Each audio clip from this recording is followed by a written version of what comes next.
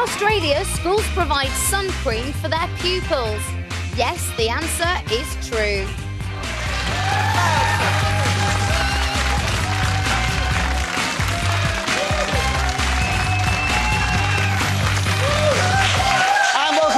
To Wednesday's show with Nihal Arthanayaka and Diamond and Neighbours star Alan Fletcher. Still to come this morning I've just dropped it, is a beer mat the place to promote vasectomy?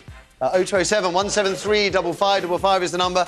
Who wants to think about having the snip or sipping a pint?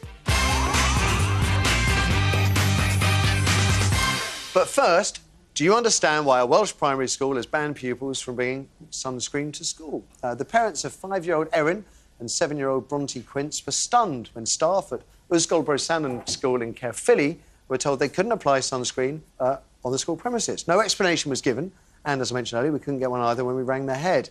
But we do know, thanks to your emails, that similar bans exist at other schools.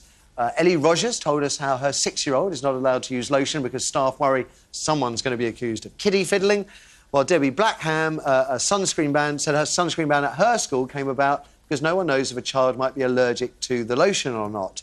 Which seems a pretty thin excuse to me, but there we go. And yet we have a growing skin cancer problem in this country. In the last 30 years, rates of skin cancer like that have quadrupled in the UK. And we know that getting sunburned as a child dramatically increases the chances of developing such cancers later in life.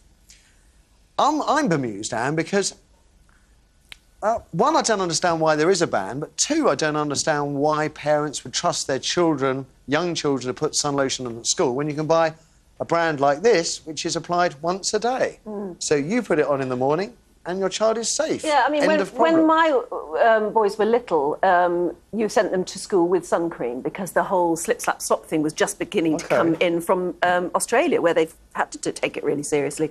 Nobody thought about it. I think what's happened now is we're seeing the result of 10 years, maybe, of all the problems that this can cause, which does... I know some teachers are very uptight about the fact that it then becomes incumbent on them to take responsibility for making sure that child is covered with lotion. Yeah. And all of the little problems that can go along with that. And so I can actually understand why schools are beginning to be sensitive about it. I can't understand why this school isn't completely open about its reasons, because actually we all need to be debating these reasons.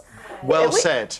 I just don't understand their attitude. But and they say they provide lots of cover and lots of shade, and they are clearly confident that children aren't exposed to too much sunshine, except, of course, during PE lessons and things like that, where they can be out for an hour plus.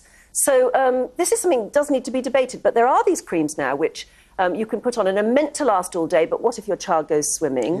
So it's a big problem, but I just think maybe the schools are fed up having to take responsibility with this one, and they're trying to push it back onto the parents and say, you taking responsibility for their little charge's long-term health. Well, it's a difficult one, isn't it? Well, in Australia, a child is not allowed into the playground unless they wear the school-approved sun hat, and we're not talking about like a cap or something like that. We're talking about wide-brimmed hats, or the thing down the neck. Do they have corks as well? Only on the weekend. So that's number one. My children have always gone to school with the sunblock, a roll-on. Now tell me, would any school stop a child from taking lotion to school, sunscreen? In Australia, that would be a criminal act. I mean, the sun there, of course, is let's look at the ratio of days of sun. And the younger kids, are they trusted to put the sun cream on themselves, or do staff, teachers have to come in and help there? In all honesty, it's obviously a huge battle. I mean, just to get my son will apply his sunscreen religiously. My daughter just says, "Oh, yeah, I've done it," and I know she hasn't. You know, it's just that's kids. But would teachers put lotion on children? I don't know they would. But certainly teaching children at a very young age to apply sunblock and apply it properly, particularly to places like here, on the top of the ears. That's where, skin cancers really can be a big problem. And the back of the neck and things like that. And, of course, the point is, yes, they do change into PE gear in the middle of the day. Sunscreen does sweat off. It can get wiped off. They pull jumpers over there. There are certain parts of the body... You're not going to get your kid out of bed in the morning and coat them in sunscreen just in case the shirt comes off to do PE or they go for a swim. Kids need to be taught how to apply sunscreen. You know, in the beaches in Australia, they've got spray cans, so maybe that's what the teachers need. Well, I mean, as they walk through the door, you just it's really interesting. You know, your perspective is in Australia, it would be essentially a criminal act not to allow sunscreen in if a child wants it.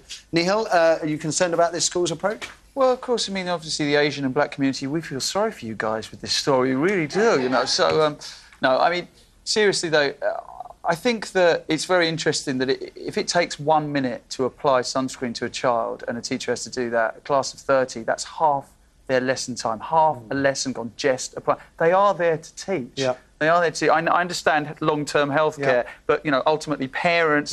How many more things do teachers have to do in a day when they're supposed to be teaching our children? You know, the 3 R's, etc., etc. So, what I don't understand about this is A, why they can't just tell us the reasons. Secondly, why they seem to be the only school or one of the only schools in the area. Because this mother, Claire Quince, rang 4 other schools in the area and none of them said that they were doing this. So surely a policy should come and say this or not. And I understand the issues about, you know, the things about applying sunscreen to children, adults. Teachers will feel very, very uncomfortable at this. And to put them in that situation... That's only because they've been made to feel uncomfortable, because, of course, you only have to wind the clock back and the idea of an adult putting sun lotion onto a child to protect them would be considered normal behaviour. That's the laws, you know, these are the laws. It's not the laws, it's the tabloid insanity. Let's throw it open to you, find out what you have to say. Kirsty. OK, first we have Maggie on line 2. Maggie, good morning. Hello, good morning, Matthew. Lovely show. And thank you very much. On your forthcoming wedding. Oh, thank you. I'm trying to forget about it. No.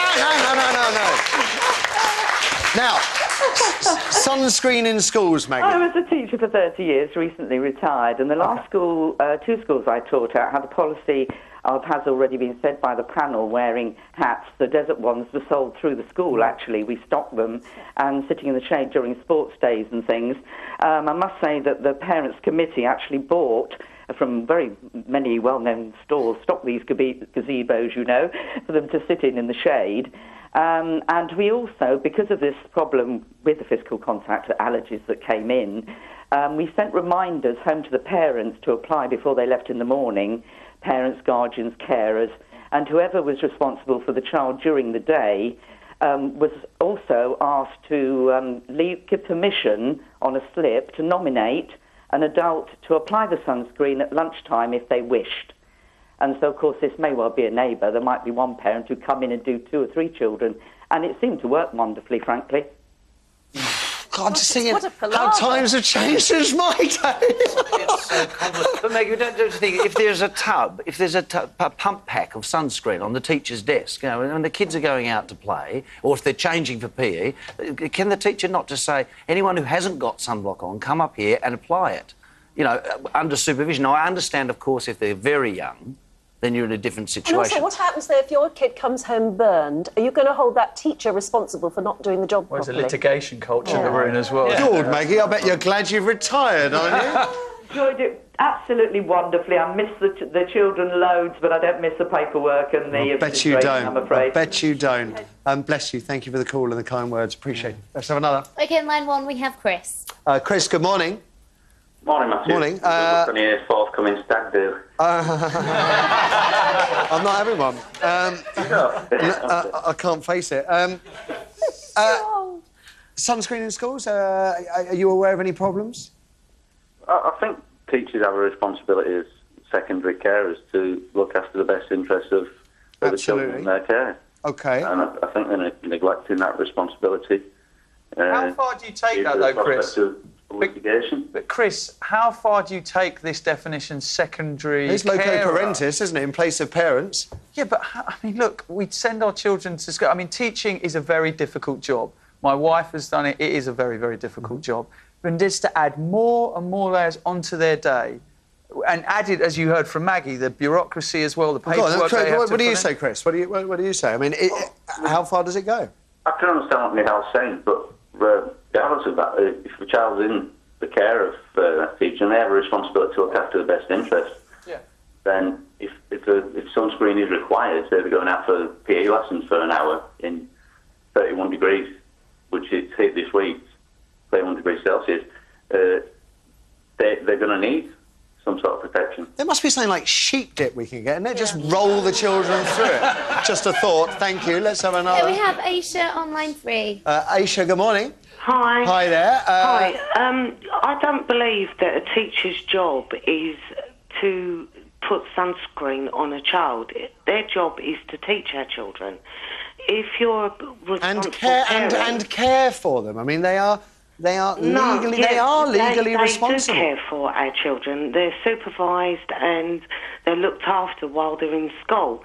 But it's our parents' responsibility to ensure that we protect them before they go to school. Absolutely. That's Alan's point at the beginning, is using education. If we use education, there shouldn't be a need. Although, 5-year-olds, 6-year-olds at primary school... No, I've got a 4-year-old. Go on. And I buy the spray. And it lasts for 24 hours. So, literally, you just spray it on your child before you dress them and put them in their uniform. You send them to school. They're protected. So if parents can't be bothered to buy that product, then what are the teachers supposed to do? They're there to teach.